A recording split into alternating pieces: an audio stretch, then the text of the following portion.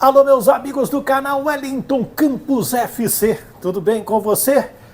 Olha a fera aqui, ó. Thiago Veras, tudo bem, Thiaguinho? Tudo bem, Wellington? Um abraço a todos aí também. É, bacana, bacana. Deixa eu puxar esse microfonezinho seu aqui mais pra cima. Acho que eu vou botar ele no seu bolso aqui. Acho que ele vai ficar aqui, vai ficar mesmo. Pô, tem no bolso? Tem um marcador no bolso? É. Gente, vamos falar do clássico, porque o clássico desse domingo, entre Vasco da Gama e Botafogo, é um clássico, primeiro, de muita história. Segundo, o Vasco chega pilhado, vamos dizer assim, por causa do jogo com o Fluminense. E o Botafogo vem de uma boa atuação contra o Volta Redonda, passou na frente do Vasco, né? E teoricamente esse jogo vale aí, quem sabe, a quarta colocação na Taça Guanabara, brigando aí pela classificação para o quadrangular final. Vamos falar tudo isso, vamos saber as novidades do Bota, vamos falar dos desfalques do Vasco da Gama também, mas antes peço para você se inscrever no nosso canal Wellington Campos FC, não paga rigorosamente nada e dá aquele joinha para fortalecer o nosso trabalho aqui no nosso canal Wellington Campos FC. Dá um joinha, já já a gente volta depois da vinheta. Roda a vinheta!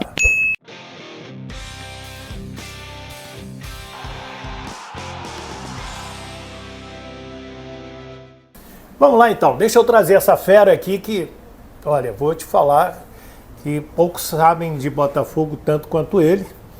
A gente conhece um pouquinho de Vasco também, né? Deixa eu agradecer aos meus amigos aí, as minhas amigas que nos deram uma força tremenda no último vídeo, que foi com o vereador Pedro Duarte. Um abraço para o Pedro Duarte. Ele é o ponta de lança do Vasco lá na Câmara, para fazer andar aquele projeto do potencial construtivo para nascer um novo São Januário para 48 mil lugares. Você conhece bem esse tema, né, Thiago? E é importante, né? Um estádio tradicional, histórico, importante para o Vasco, mas que tem que ser modernizado. Ele tem que funcionar hoje de uma outra maneira, com maior capacidade. 20 mil, 22, 21...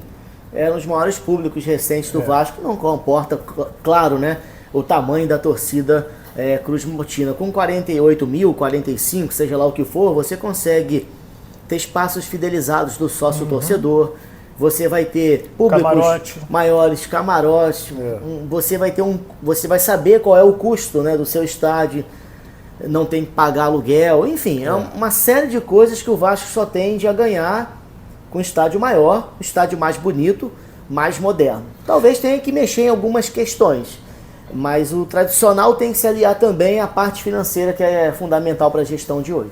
E se você mora numa casa de 2 quartos e uma vaga de garagem, você paga um aluguel. Se você vai para um outro que tem 3 quartos e 2 vagas de aluguel, 2 vagas de garagem, você paga um aluguel mais alto. Sim. Né? Então, a SAF hoje paga ao Vasco um aluguel. Se não me engano, acho que é 1 milhão por mês, 1 milhão por ano. Falta, depois eu trago isso aqui. Se você e dá para ele um estádio de 20 mil lugares.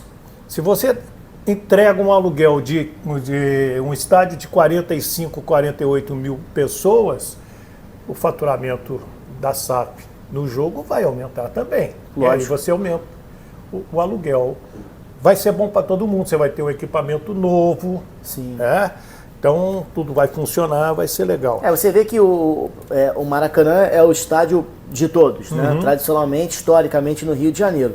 Só que se o Vasco tem agora um estádio dele para 48 mil que seja, arredonda aí 50 mil, o Vasco nem vai precisar jogar em outro lugar. A não ser se for uma grande final, algo assim excepcional. E o Vasco já vai saber quanto fatura, como você citou agora há pouco, né? Então é fundamental que hoje o Vasco tenha um estádio também maior, que vai aliar toda a tradição, toda a história de São Januário, é uma rentabilidade e que comporte o tamanho da torcida do Vasco, que não é, obviamente, para 17, para 15, para 18, para 20 mil torcedores. E você vive isso lá no Botafogo, que o estádio, quem manda é o Botafogo, é a SAF do Botafogo hoje, né? Ele sabe o que tem que fazer. E o Vasco também está na concorrência do Maracanã, está rodando, já vai ter novidades também. Mas quero falar desse Vasco e Botafogo, deixa eu começar pelo Botafogo. Tem novidades, permanece aqueles desfalques, John, Jefinho.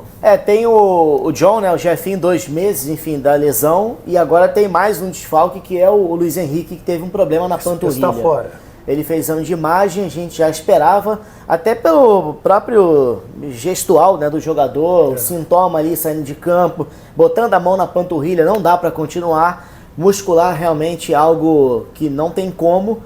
Fez exame de imagem, deu lesão, a expectativa é que fique 1 mês fora.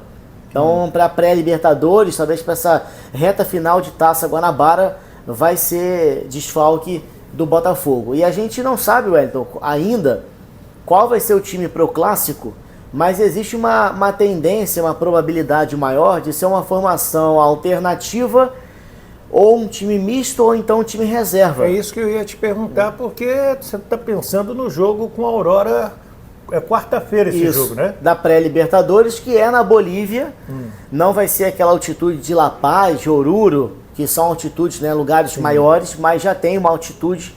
E é sempre complicado para o brasileiro, e até para quem não é, né, no caso da Bolívia, ou países que têm altitude estão mais acostumados a jogar lá. Mas você sabe que eu, fazendo uma Copa América dessa da vida na Bolívia, e a gente falava, jogar lá, eles falam no alto, na altura, eles falam assim.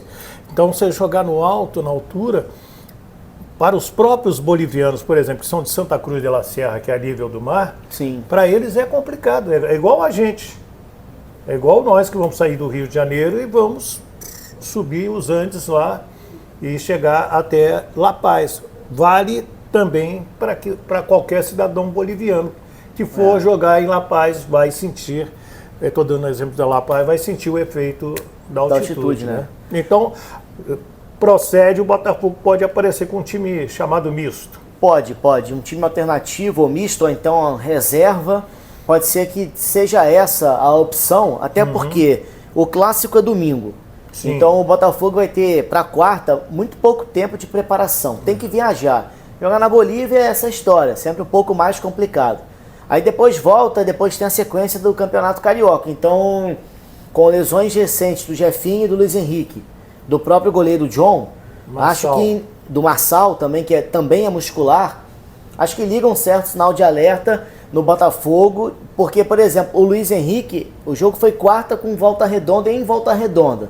Começou a chover, o gramado estava mais pesado. Tem um deslocamento, que seja de ônibus, não tão demorado assim, enfim, mas tem um deslocamento, é viagem, o atleta sente muito, avião, sentadinho ali, banco de ônibus, seja lá o que for. E aí o Luiz Henrique entra já no fim do segundo tempo. Houve até um questionamento. Por que entrar? Valia a pena correr o risco? O gramado estava pesado.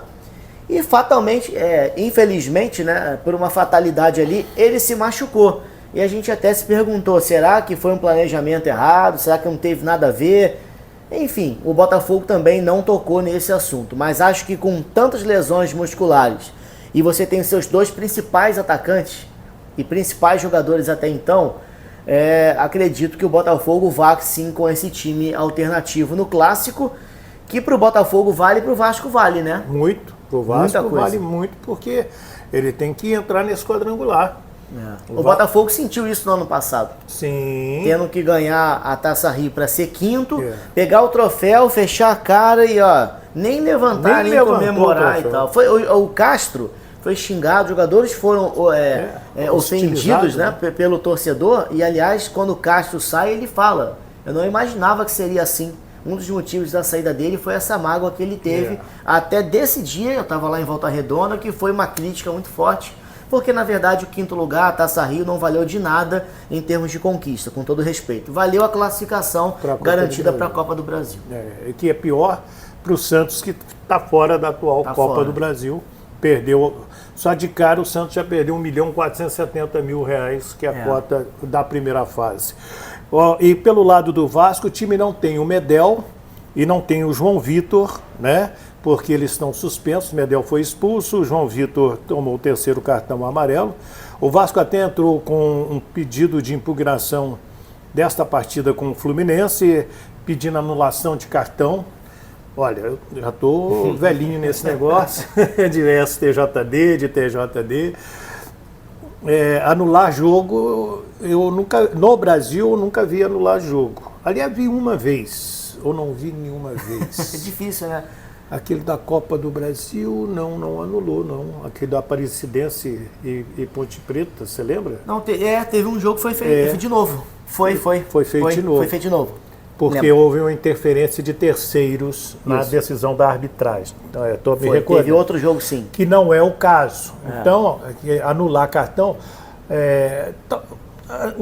e mais, né? Essa briga do Vasco aí com a arbitragem daquele jogo, do árbitro Bruno Mota Correia, eu vi até torcedores de outros clubes dizendo que o Vasco tem razão.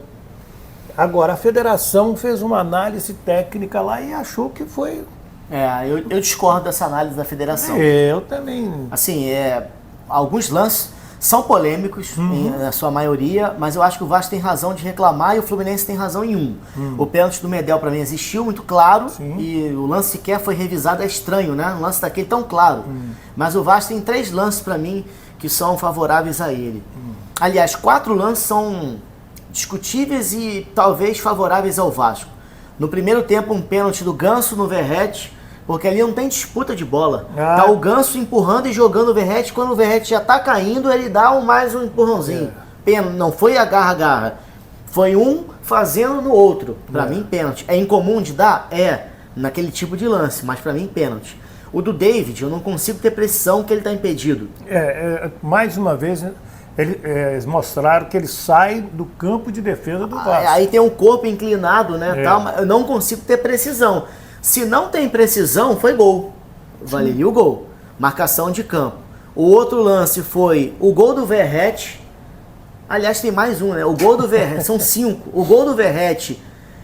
O jogador do Fluminense está impedindo a passagem do Verratti e ele tenta se desvencilhar para finalizar. Esse é polêmico, mas eu, se tivesse dado gol, não discordaria da decisão. Acho que o Vasco tem razão em questionar, em reclamar, sabendo que é polêmico.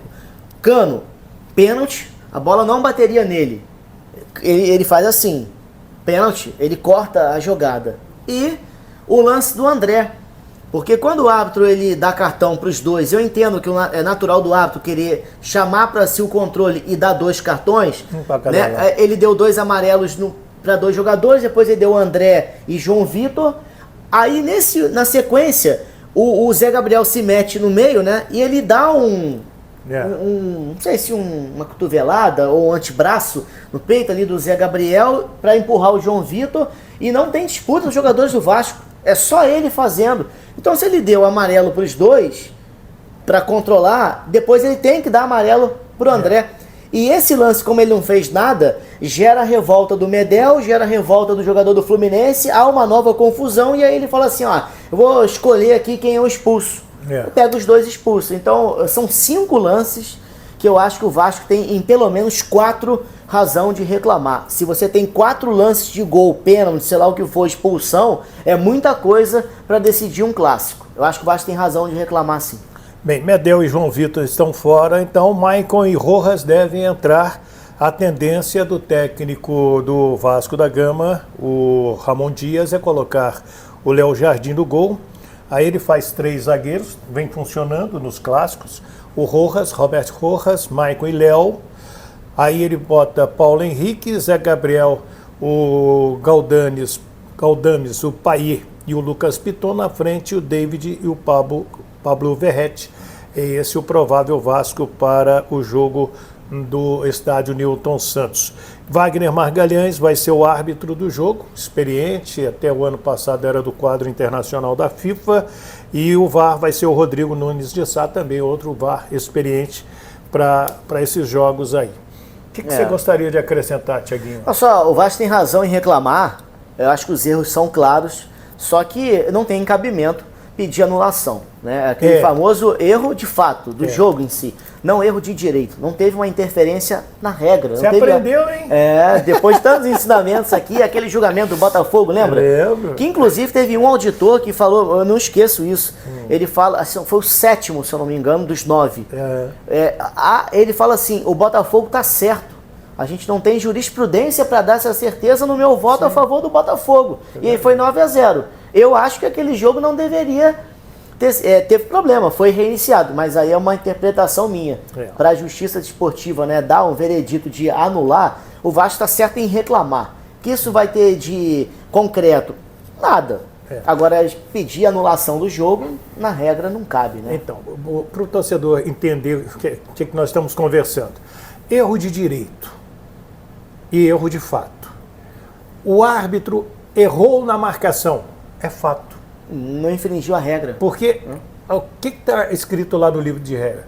A interpretação é da arbitragem. Sim. O árbitro de vídeo, por que ele é chamado de árbitro auxiliar? Porque ele não decide. Ele recomenda. Ele recomenda, ele auxilia, né? Então o árbitro vai lá e olha, para mim não valeu. Então é o que aconteceu, que é o lance do Cano. Ele foi lá, olhou, não, para mim não... Errou, mas olhou. Mas valeu a decisão dele. Então, o que é erro de direito? Erro de direito, o Ramon Dias manda sair o Pablo Verrete para colocar o Ryan, e o Verrete não sai, o Vasco fica com 12 jogadores. Aí é um erro de direito, que é o exemplo mais tradicional que todos nós... É aquele do Botafogo com o Palmeiras, né? O jogo claramente reinicia e aí depois o árbitro para e escuta o VAR. Então, tendo reinício da partida, não pode mais ter interferência. Eu não sei como é que é a opinião de todo mundo, mas para mim ficou muito claro naqueles 3, 4 segundos que isso aconteceu. Isso assim infringe a regra, né? Nesse caso, o árbitro errar ou acertar, no caso o errar que gera polêmica, não está contra a regra. Aí não tem que falar. E ele errou para quem? Ele errou ao meu sentir, ao seu sentir, ao sentir da torcida, mas ali decidindo na hora a melhor decisão dele. É tanto que lá em Minas Gerais, lá em Formiga, a gente chama o árbitro de juiz. Aqui não, a gente chama de árbitro, ele arbitra, né? E em Minas a gente entende que ele é juiz porque o juiz decide. Então funciona dessa maneira. Tiaguinho, te pedi um provável Botafogo, te arrebentar aqui, você já falou que ele pode fazer aí algumas opções, e eu acho que não está errado não, eu acho que o Botafogo tem que pensar na pré-Libertadores da América, fazer um bom jogo lá contra o Aurora. Qual que é a cidade lá? Você já sabe, Thiago? Ih, rapaz, sabe, tem que Depois ver você qual jogo. pesquisa. E é até difícil na escalação, porque se o Botafogo abrir mão e for com um time todo reserva, ele já tem um problema no gol, o reserva está machucado. Aí teria que ir com um terceiro. Em outras posições, hoje o Botafogo está mais robusto, está mais completo, mas se for todo reserva, corre um risco de perder o clássico. E aí depois o Vasco passar, o Nova Iguaçu avançar e o Botafogo ir desesperadamente para as próximas 2 rodadas, uma voltando de viagem e tendo que jogar com o Audax e tal, e depois Fluminense, para buscar essa classificação e correr o risco do que aconteceu no ano passado.